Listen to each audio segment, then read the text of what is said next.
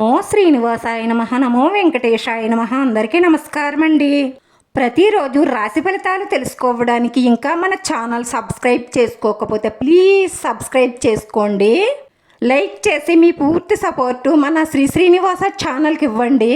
ఈరోజు రాశి ఫలితాల్లో గోచార్య రీత్యా కుంభరాశి వారు ఎటువంటి శుభాశుభ ఫలితాలను పొందుతారో తెలుసుకోవడానికి అదృష్టం దద్దరిల్లబోతుంది. ఈ రాశి వారికి అదృష్టం ఎలా పట్టబోతుందో తెలుసుకోవడానికి మన ఈ వీడియోని స్కిప్ చేయకుండా చివరి వరకు చూడండి. ఈ నెలలో వీరికి జరగబోయే అద్భుతమైన విషయాలు ఏమిటి అంటే ఉద్యోగం, వివాహం, ఆరోగ్యం, కోర్టు కేసులు, గొడవలు, విదేశీ ప్రయాణం లాభిస్తాయి. ఇప్పటి వరకు కూడా మీరు ఎంతగానో ప్రయత్నించిన ఉద్యోగం రాని వారికి కూడా మీ గోచారం ప్రకారం ఈ సంవత్సరంలో ఈ నెలలో తప్పకుండా ఉద్యోగం వస్తుందని చెప్తోంది. ముఖ్యంగా ఈ రాశి వారికి వివాహపరంగా చాలా సమస్యలుంటాయి.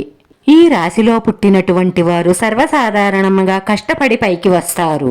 ఒకవేళ మీరు ఎంత కష్టపడినా పైకి రావటం లేదు అంటే వివాహంలో ఆటంకాలుంటున్నాయి, విదేశాలకు వెళ్ళాలనుకుని వెళ్ళలేకపోతున్నాము, లైఫ్లో ఎంత కష్టపడినా ఎదగలేకపోతున్నాము అనుకున్నవారు ఒక్కసారి అరుణాచల గిరీశ్వరుణ్ణి దర్శనం చేసుకుని గిరి ప్రదక్షిణ చెయ్యండి. గిరి ప్రదక్షిణ మనస్ఫూర్తిగా ఓం నమః శివాయ అన్న శబ్దంతో గిరి ప్రదక్షిణ భక్తి శ్రద్ధలతో చెయ్యండి. మీ మనసులో ఉన్న మంచి సంకల్పాలన్నీ నెరవేరకపోతే అడగండి. ఈశ్వరుడు బోళాశంకరుడు మనం మనస్ఫూర్తిగా తలుసుకుంటే మన మనసులో ఉన్న మంచి సంకల్పాలన్నీ కూడా నెరవేరుస్తారు.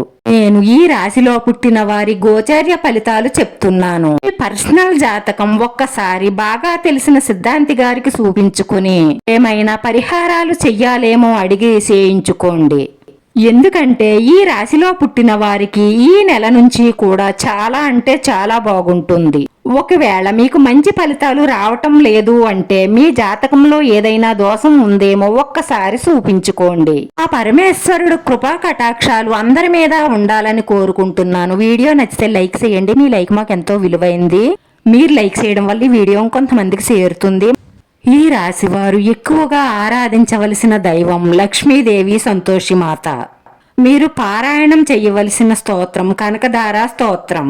మీరు రోజు ఈ స్తోత్రం పారాయణం చేస్తూ లక్ష్మీదేవిని పూజించడం వల్ల మీకు లక్ష్మీదేవి పూర్తి అనుగ్రహ కటాక్షాలు మీ మీద ఉండి కాసుల వర్షం కురిపిస్తుంది. ఈ రాశివారి గురించి ఒక్క మాటలో చెప్పాలంటే కుదరదు. ఎందుకంటే ఈ రాశివారు మనసున్న మహారాజులు. వీరి మనస్తత్వం ఎలా ఉంటుంది అంటే ఎప్పుడూ కూడా ఇతరులకి తనకు చెయ్యగలిగిన సహాయం చెయ్యాలనే ఉంటుంది.